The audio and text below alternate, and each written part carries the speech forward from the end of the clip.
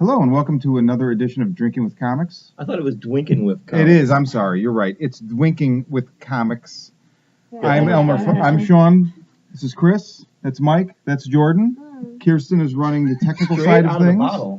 It's actually not bad. Straight out of Compton. And we're here to drink gin from a bottle, or at least one of us is. You can tell who. You can tell who wears the pants in this family. So you can't see the label because they don't give me money. We have a live studio audience. Thank you guys for coming. All right. Dave is in the house. What are you guys drinking, other than the Sapphire from the bottle, which is awesome? It's not a criticism at all. I'm unbelievably impressed. Talk about like the finish or the. Oh, I'm not alcohol smart. I just drink it. Chris, what are you drinking? I'm just keeping it American, I guess. Sam Adams. You know, He's taking it easy tonight. Taking it easy with 5%. We need all the patriotism we can get these days, right? I've got the Dr. Jekyll's again. This time instead of the red ale, I bought the Kolsch. I had a Kolsch.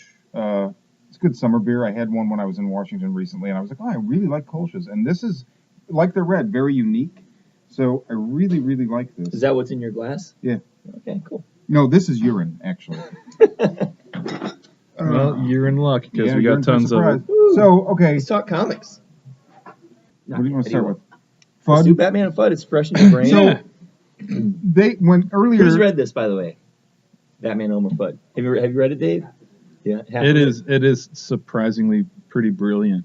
Earlier when you guys sent the message that we were going to be reading this, I was like, are you fucking kidding me? And you open the front page and the name of the book is Pray for Me, and I'm like, oh God. Read an excerpt. But you know what? Please. I will. It's. I gotta say, I'd give it a B. Like, I think it's an A, dude. I wouldn't give it an A. It's a surprise. It's a surprise hit. How could it have been better? It could have been Sandman, The Invisibles, Alan Moore's Swamp Thing, League of Extraordinary Gentlemen, anything. So those are A's. And Hellblazer by Garth Ennis, Preacher by Garth Ennis, anything by Rick Remender, Chris Claremont when he had his 80s run on the X-Men. It could have been any of those things that were better. But, I mean, it was... I think you haven't read a lot of mainstream comics lately. Miller. So. I'm not a fan. But it's fun. It's not bad. And, they kind of go overboard, I feel like, with, like, reinventing every single Looney Tunes character. So you get, like... Tasmanian Devil is a dude with a mohawk. Taz is on his shirt. Marv Martian is my favorite because he looks like Ted Kaczynski. He's just sitting in the corner like with a bunch of empty shot glasses saying like, I'm going to blow up the world because it'll improve the view. Someday I will blow up the whole world with my Ludium Q39 space modulator. That will surely improve the view. Like, that was clever, but I didn't think they needed to do every Looney Tunes character within, like, a one-page thing. Like, I was like, I got it. What's the name of the bar? In the context, it's Porky's. Porky's. Okay. But in the context, I get it, because it's a bar, and it's, it's basically the Looney Tune Rogues Gallery, if you will. Yeah. Bugs Bunny, I thought it was genius, because, if you think about it, Bugs Bunny, like, Bugs is a gangster name. It's like Bugsy or whatever. But it's pretty groovy. And FYI, it's not like the anthropomorphic, No, they're humans. Yeah, they're all humans. But with their characteristics, you can tell who is who. Yeah. I think like story wise, I'm gonna go like it's pretty like C. It's a good like. Did you make it to the end? It's a short little noir. Yeah. It's a short noir. The story is not new, but it gets points for how clever they kind of reinvented it and wove it in. So Yeah. How's that working out for you? What? Being clever? Thoughts? Well, I liked it. I thought it was very original for what it is.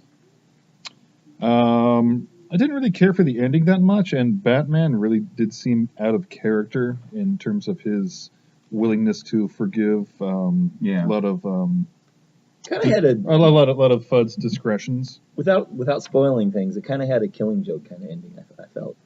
Oh, that's interesting. Yeah, but to me it felt anticlimactic. They needed a clever ending, and they. Kind of like the Killing Joke. I don't like doing reviews because you guys might want to read this. Last page. But they all three got played, and that's why they're at the end. Wait, so all three got played. So Bugs got played. Elmer got played and Batman got played. Yeah, they all got played. So by they were a like, chick. they were like, okay, let's bond over carrot juice. Yeah. I think it's really good. Tom King is probably the hottest new writer. He's not new, but he's definitely kind of taken off here lately. He's writing Mr. Miracle, which I haven't read, but they said it's on the level of Watchmen, is what people say. And this not is Alan a lot Moore of fun. though. He doesn't say that. Yeah. Alan Moore. Alan Moore's like, I don't know what Moore, Watchmen yeah. is. He's sitting at home. Then talk to me about those things. I curse casting spells. The artwork in this is a lot of fun. I thought it was reminiscent of kind of like Dave Mazzucchelli's Batman Year One. Yeah, I could see that. Mm-hmm. Kind of Well, cool, it's muted noir. colors. It's a very heavy noir. Porky's design. I actually didn't get to read it, so You have one, right? You I can do. read It is later, at and home. Luckily, it did You'll not get Jordan's destroyed. review in the comments below later. Sure. But anyway, yeah, it's a fun, like, just one and done. Pick it up, read it, have a good time, and I think the first printing's worth like $40. Believe it or not, that's the second printing. You want to talk about the Thing art book? Yeah, let's talk about this a little bit. So this... Oh, we don't have enough time for that, man. I wish we did. It's an epic tale of I didn't realize that grand this had already proportions. come out. My friend John Bickness, the Viking, had brought this up to me recently, and I was like, oh, I hadn't heard about this. And then he's like, dude, he sent me links so I could look at it. It's just gorgeous. What does it cost? What's it retail for? It's not much. $39.99 $40 for like a Yeah, 300 dude, it's page. like a There's phone one book. more. Yeah. You can buy 2 copies. You can buy one to cut up and like frame posters. Why on earth would you do anything like that? Make a beautiful collage No. So- on your We baby's scan. bedroom door, so when he goes to bed, With at an with an night, featuring an introduction by Sean's favorite director, Eli Roth, and an afterword by the man himself, John Carpenter. Sweet. There's just phenomenal artists in here. I think there's is there like how many pages are we looking at? It's the a last? meaty I book. feel like it's got 300 pages. So what 300. is it's all in like various artists' interpretation of We're scenes or Exactly. characters from the 400 with thing. the index. 400 with the so at least 392 artists figure. You know, Alright. with- I mean, But you look at that and tell me you don't want to rip it out and put it in your daughter's room. what I am not Or gonna cover your bed I am with not the gonna pages put- so Wait, it wait. sits I'm on not the gonna bed put a again. picture of Keith Beautiful David. artwork. Everyone Beautiful loves Keith Keith David. He's been in her This is- children's I'm- movies so and I'm gonna TV put it. I'm gonna put it shows. above her bed. And Yes, just she- show Here's a she's been in question. Keith Keith David. Keith David's teeth look kind of monstrous. Is this like a Looney? So this is the final scene, right, where people are like, "Oh, there's no breath from him. He's the thing." I don't know. His teeth. I'm and curious eyeball if that are is- messed up. There's Did no he turn out glint to in be his the thing? I eye. forget. There's no glint That's a in his theory, I eye. think. I don't Okay. think it's proven. No, the Ooh. thing with his breath has been like Carpenter's like, yeah, Right. that just happened. In the Yeah. video game, though, there's like something that hints at that because you only find, I think, the white guy's dead body in the snow. Kurt Russell's dead body. Kurt Russell. Oh, I didn't want to No, know it was a that. video game. I know, but Hey, still. where's It doesn't necessarily the? need to be What are you looking canonical. for? There we go. There's the one. Eric Powell. There's the one that I like.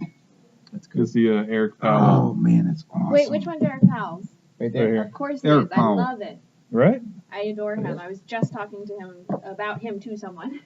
Oh, Man, that's Did you bad. meet Well, see, I was That's just I did meet him at Comic see Con. Comic Con. I was talking to him about him, and he seemed to like the I love topic and the you. subject. He drew a So goon in my book. That's right. That's right. yeah, what did I get? I got the Hellbilly. In Oh yeah, mine. Hellbilly. You got that. Oh, and Wanna I talk got about your this. shirt? Yeah, if you want to. Tell us. So if you can see, When we talked about this, we Oh, we set already this up talked on a about it, previous huh? episode. We talked about but this this- is like the we final talked say about on this it. on the previous episode. What issue was it? It was 8. Oh, Chris Star number 8. Yeah. So issue number 8 famously features this right here as part of the cover. Glenn Danzig of Danzig basically said that's a really cool skull right there. I'm going to go ahead and use Take it. that for all of my shit. So he literally just ripped them off and just ran with it. And I the don't- artist was Michael Golden. which is Yeah, why it the says artist Golden. was Michael Golden. So at Comic-Con, he was there and he was selling this shirt, which is just basically, okay, fine, if you're going to steal my shit, I'm going to steal your logo Yeah.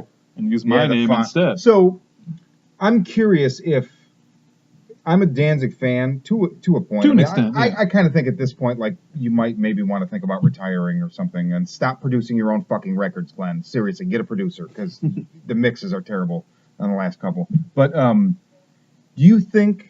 Because he notoriously, like, if you plagiarize yeah. anything from him, he's going to show up at your house and punch you Yeah. in the face, right? Yeah. So, Well- like, literally, do you think, Danzig's not as indestructible as he used to be. No, I know, but I'm just saying, like, did Golden mention recourse? Like, did Golden mention to you that there had been any recourse or anything? No, like, you would think that Danzig would be like, okay, this pisses me off, but you're allowed. He didn't, but he seemed like it was interesting because he was like, oh, so you know the story behind that whole thing, right? And I said, well, yeah, I know about it. Okay, good. And then he left it at that. He didn't like. Would you wear this shirt to a Danzig concert? That would be amazing. I'm buying us tickets the next time he comes to town. Do it. Let's do it, man. We'll live stream it on Instagram because Joe Grez said we can also do that. What? We can do what? We can also stream this on Instagram, and when we go to that concert and do that, we'll stream it on Instagram. That is cool. We can get Danzig punching us in the face. Oh no! I can't punch the guy that did it, but I'll punch you for wearing it. Danzig would probably not what he sounds like. Danzig would need like one of those like little like kiddie trampolines to like jump up onto to like get me. He'd have to like Super Mario Brothers like. You know, well, the man's like 5'2". You know, is he really? Yeah. Shorter Oh than yeah, me? but still, I mean, the Misfits, Sam Hain, my favorite band. First 3 albums of the I mean, Sam Hain I also like, but the first 3 Danzig albums are fucking tight. Yeah. That original lineup is just well, and the Rick original, Rubin's production, basically the original lineup was Sam Hain. Yeah, well, to a degree, yeah, to an extent. I mean, there's a lot of Danzig songs from the first album that just straight were just like redos of Possession Sam Hain was a Sam Hain song. Twist of Cain was right.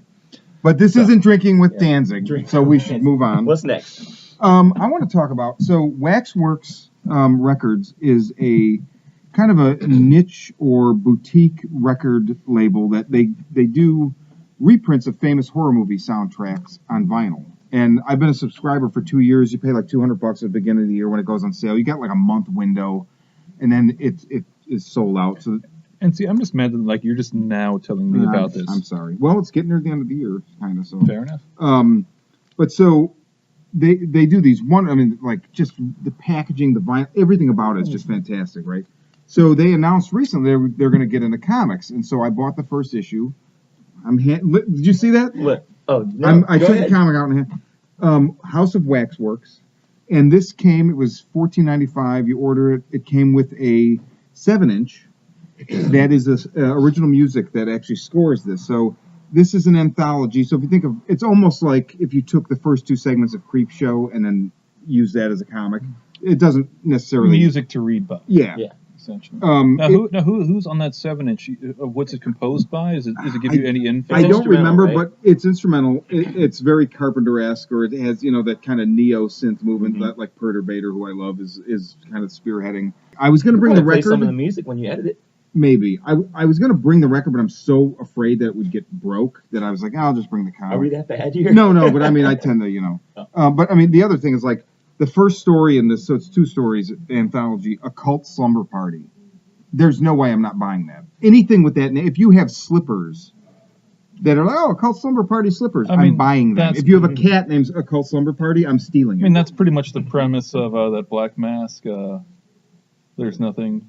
That was a sex party. No, that's a cult sex party. Oh, yeah. My bad. I mean, Hey, they had lasagna. But it's really, really cool. And so the first one is this: family is staying at some cabin, and they go to the general store, and the guy sells them like a family board game because there's no TV there, and they play it, and they get kind of pulled into it. It reminded me of a recent movie. Is that the second story you're talking about? Jumanji? Gates? No, not Jumanji. And then the second one is the Lighthouse Keeper. So I like that they do like fake movie posters. The movie posters are done. That's nice. The movie posters are done by one of the guys from Sadist Art. That almost looks like The Fog. It totally. Oh, dude, it's supposed to. Lighthouse Keeper. Mark Schoenbach of Sadist Art Designs, and Sadist Art Designs is badass. They did some stuff for Perturbator. They do movie posters. What's the band called? Perturbator? Perturbator. He's like an electronic musician. He's so now great. This is only available via Waxworks. But via that monthly or no. This is its own thing. You can go order this right now. Okay, great. Yeah, it's not part of this. Anything that you get through the subscription, you can order. But if you want to get the 7-inch, it comes with it. Yeah, that's subscription. No. When you order this comic, you get the 7-inch. What does that set you back for that comic? It's $15 for this and the vinyl. Not bad. It's not bad, yeah. And it's really cool, and they're going to do more. So I'm pretty psyched about it. So this is some of the records they've done. My Bloody Valentine, the original. Goosebumps, Salem's Lot. Krampus. Yes. They did The Thing. They did, it wasn't part of subscription, but they did a remaster of Ennio Morricone's soundtrack for The Thing. It's, oh my God, it's so good. They're great. Evil Dead 2 was in the subscription this year. So highly recommended. Just type in Waxworks Record and you'll get it. Yeah, it looks like the very throwback to the to the old Tales from the Crypt. Yeah, Vault of Horrors. exactly. It's the wraparound is the director. This character, he's kind of like the Crypt Keeper Exactly. or the witch. No, I don't so remember cool. So good job, Waxworks. Again, what else we got? I think we're forgetting like one of the major things that came out quite recently. This is a book. I don't know these guys that do this. Never It's heard of Guns of Blazin. It's by this Mike Wallman and Rafael Navarro. I think Rafael Navarro was I like think James this is Addiction. Drinking at with some Comics point. First. This is the first time we've all actually read the book. It's the weird thing. It feels really weird, not like a regular comic. I don't know what it is. Comic. Smell it. Anybody want to come get a whiff? Should we do a close your eyes and feel this? Do you have a... Close Yeah, your no, eyes, we close can your for eyes and sure. sniff this. So this is the 5th issue of your saga, Guns of Yes. Blazing, and this 5.5. 5.5. Because the teaser? Yeah. That's zero. That's issue 0. But so this issue, you go back. I love the way you do this, and you go back. You told me like, oh, this is. I start like giving some answers, and so don't respond. But obviously, the Void is some kind of future version of Eddie. I mean, there's no doubt about it. I'm not saying. But it's You cool. don't find out in issue 6, I'll tell you that. Now you know what's a really fun piece of trivia too is that isn't the idea of the Void didn't that come from Graham? No, wasn't- Mono and Mucket. Yeah, that Mono came and from Mucket. Graham. Oh, okay. Graham is But Mike's no, son. at the end of issue 4, the line where he says to the Void, "You come from a time where I can't remember the line, but like go back to a time when anything was possible." Yeah. That was Graham's line. Okay. Oh, that's awesome. Then he So- tried to like take over the book. Give the elevator pitch for Guns of Blazing. It's Doctor Who meets Smokey and the Bandit. It's pretty fucking good elevator pitch, Thank you. man. I love Um, Eddie's gun. Yeah. It's Oh, The so one in real life or the one in the book? Oh, in Hey, the book. Another thing I wanted to ask, this is total, like I've nerded out on this now. I Yeah. noticed he fired 6 times to get the effect of, so Yeah. what is the 6? Is that like, because he's done it twice. Most guns are 6 shooters. So if he So he has to puts in exhaust a the bullet. 7th chamber. Oh, and so you've got to get that's to right, it. Yeah. that's right. Dude, Yeah. that's so brilliant. I love that. Yeah, every once in a while I put together some brilliant shit. And Man, I even a blind squirrel finds an acorn every now and then. Nice. I really like that at the end of this, too. You talk about how you wanted, you thought, oh, with time travel, I could have just been like, oh, it's fantasy, go with it. But instead, like, you sought out people that knew about science and, like, brainstorm with them how to, like, explain. And this theory that this kid has, this 13... He's basing the time travel in his book on a 13-year-old boy's theory, and, like, apparently this theory, like, there were scientists going, like, it's pretty This could impressive. work, yeah. And, I mean, if I may... Yeah. If you had magnets in front of each other and had one beam of blue light that had been traveling for thousands of years and put that in the middle of these 2 magnets, then turned on lasers on each magnet, and the side they are pointing to makes the magnets face each other. And when the magnets are heated, have 8 smaller magnets on each magnet and make those magnets so that they would repel the big magnet. That's just the first paragraph of like 7, and It says magnet a lot. I actually studied some quantum mechanics for a while, Okay. unofficially. I don't even like. He lost me when he says put the 8 magnets on the other. I'm gone. That's the trick of science. The math is sound. Yeah, the math is sound. The math is sound. Yeah, you just confuse people to the point where Yeah. you're like, man, this guy's a genius. Fuck. Magnets, how do they work? Fuck. So, It's really I was cool, really though. worried writing this because I didn't want to bore people. Oh, you didn't. When you explain- do? No way. Well, that's my number one. No way. fear. Look Anybody at wants that to know page. my number one fear in Raphael, life is goddamn, boring you dude. guys. Great job. Great job. Just fantastic. I know you guys I really like this, and I love the way you explain Cody and Eddie's pre-existing relationship, and the fact that number 1 starts so abruptly with like Cody's asleep and Eddie wakes him up, and they're Eddie's asleep and Cody wakes him up. Yeah. Sorry, but there's this weird thing where like they know one another, but then as it starts getting going, because it kicks right in, you're like, wait, but they're acting like Cody acts like he doesn't know him, so I'm like, what the hell's going on? And Eddie acts like he does know him, so. Right. And then for the first 4 issues, there's constantly like at some point Cody will always be like, "Tell me what's going on." I'm like, "It's coming."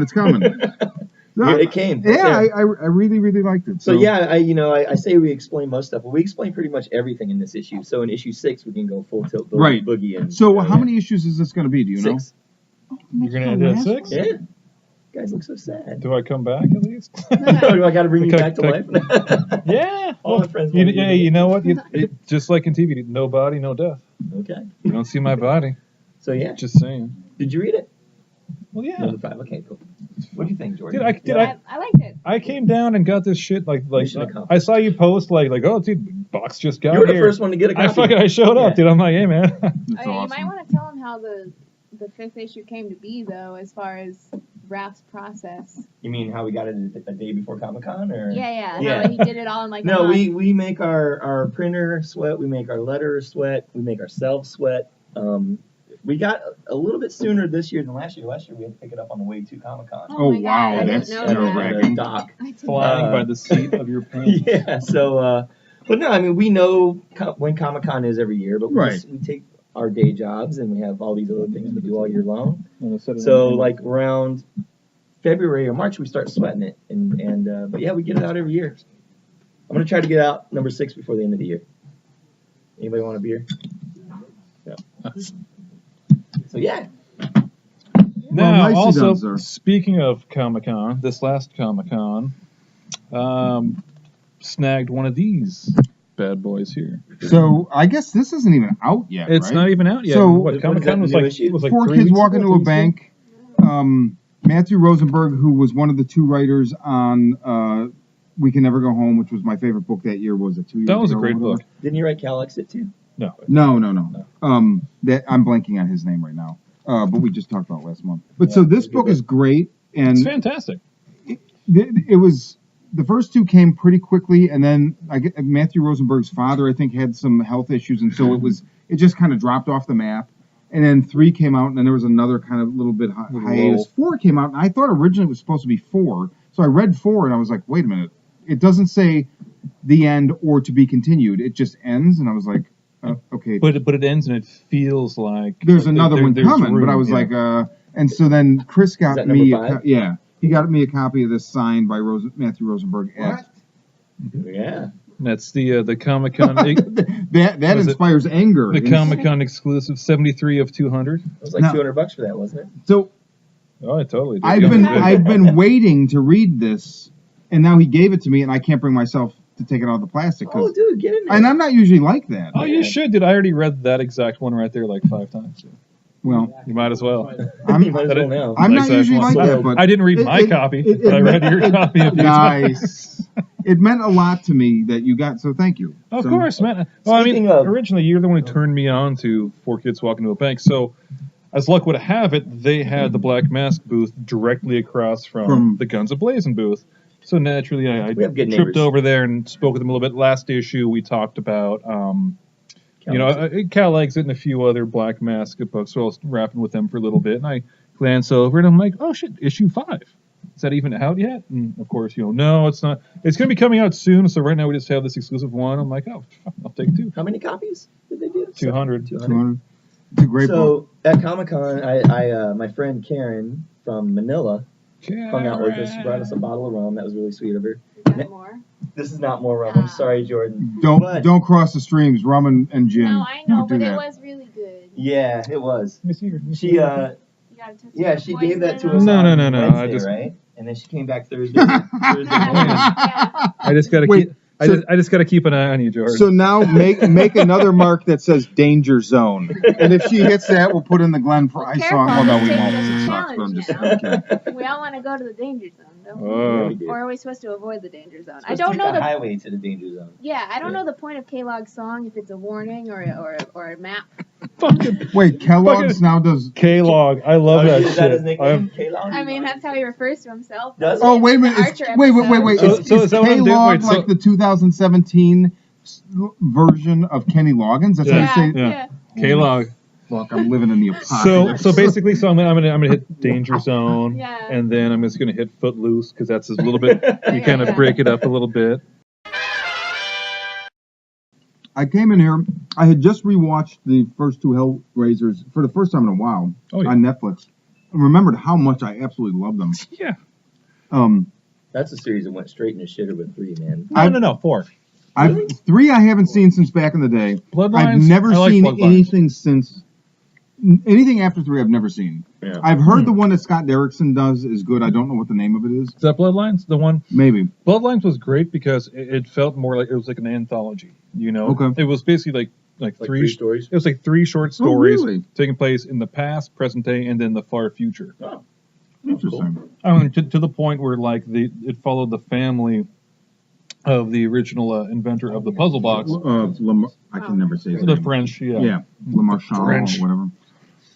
And it starts off with basically the creation of it, and then one of his descendants and whatnot. And then the future, where basically he makes a big spaceship that ends up being like a big space I think that is the puzzle Scott box Derrickson kind of one. thing. And that's kind of that was the logical conclusion of the whole story.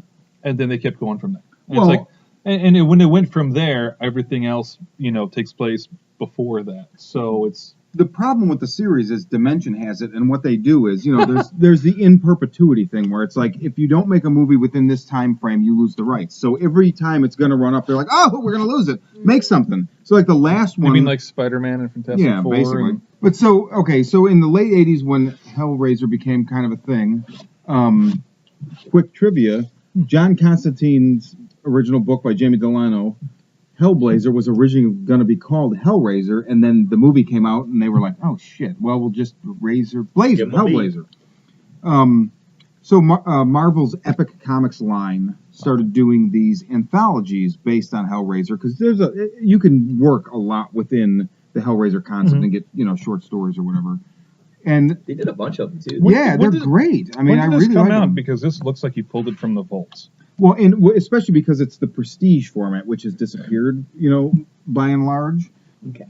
But it's very much of its time. It reminds me a lot of what I love so much about the late '80s comics, like the more mature comics, Vertigo and stuff, and just a lot of like painted art, almost bordering on abstract.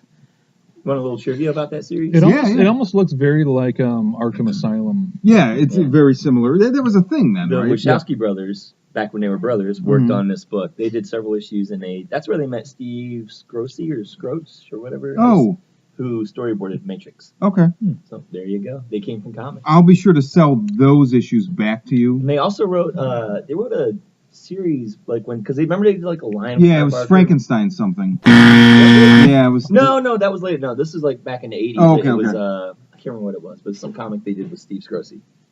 I'm the only one that brought books, so I'm just going to exploit I the hell brought out of it. Batman over fun. I only wrote a comic. For Well- what Well, can a man do? fuck me. You're right. We're going to go with, Did you read that yet? not yet. Okay. David Pepos? Is that how you say his name? Pepos. Pepos. Pepples. Spencer and Pepos. Locke. This is, it came out, about 3 or 4 months ago. the first one? Yeah. And it's through Action Lab, who I love their 80s Undead. I forget the name of it, but we talked about this it. one here, I haven't had the opportunity to read yet, but I fucking love the premise. So the premise is basically, if you're a Calvin and Hobbes fan, Calvin grows up and becomes a cop in basically what is almost Sin City, and Hobbes is his partner, but he's not real. It's almost Like like Calvin it's almost like it's almost like Calvin and like Harvey.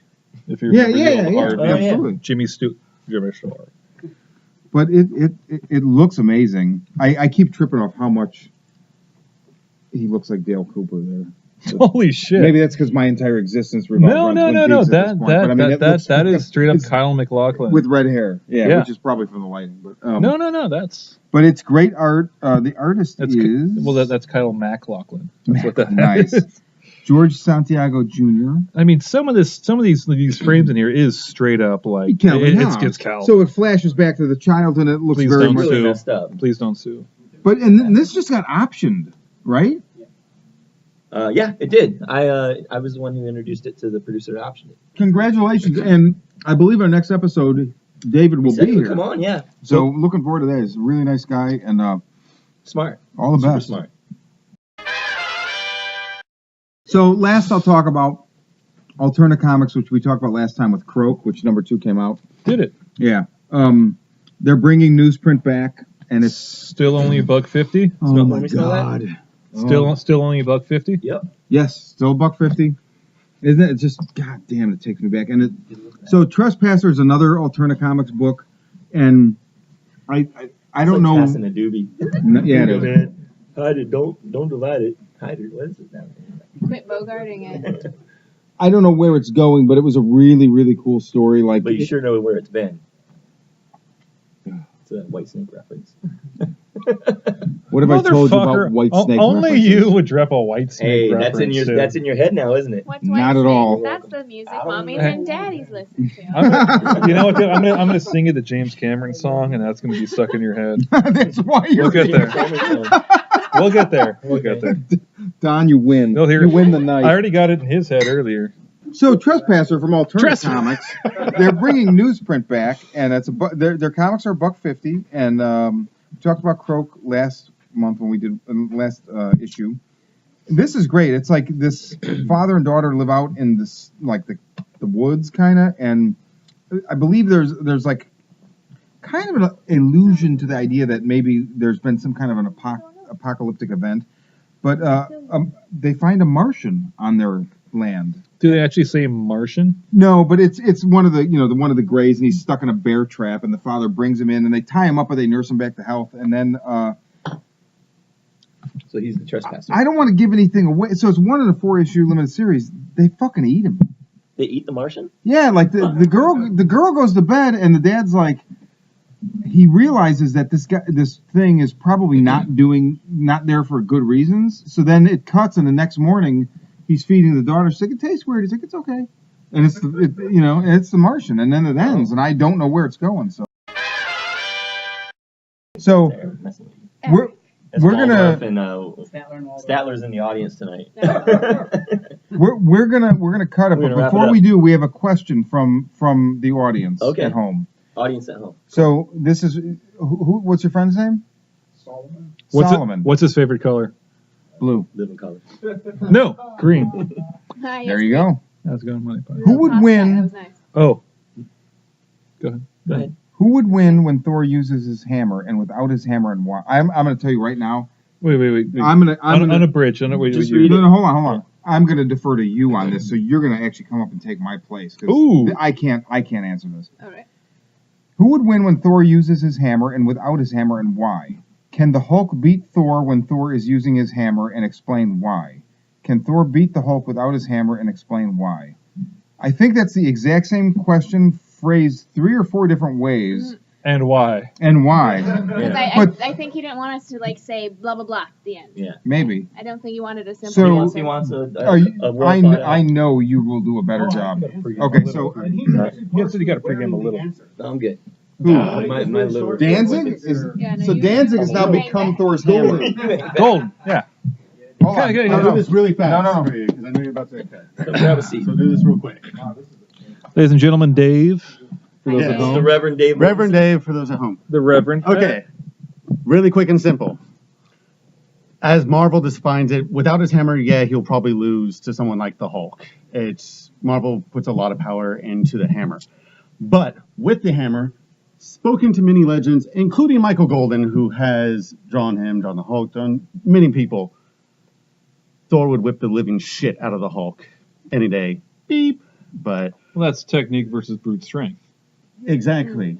And he's a fucking god. Thor's a god but the with problem his is, magical objects Yeah, versus a human that's been modified. In the mythos, Thor's father kills himself for his love of the world or something crazy, like in ancient mythos, not in Marvel's. Yeah. Speaking of, just to interject, if you haven't read it yet, please read Neil Gaiman's Norse mythology. Mike, did you like that? They lost me at Neil Gaiman. Neil Gaiman is a national treasure, not our nation, but he is someone's national treasure. No, he lives in Michigan. Yeah. Neil Gaiman, does he? Yeah, he's lived in Since Michigan when? for years. Does he? Yeah. Enjoy the snow, fucker. So for your nerd question, Thor will whip the hell out of Hulk, hands down with the hammer. Without it, probably not. In Marvel version, we're not dealing with the classic mythos. Somebody sign off. Oh, you'll sign Okay, off. but in ancient mythos, gods can apparently die. So there we go. There you have it. That's in like That's most of them. Ragnarok. Like somebody dies and makes all the crops and stuff. Thor's dad kills himself, hangs himself on the tree of life for whatever reason.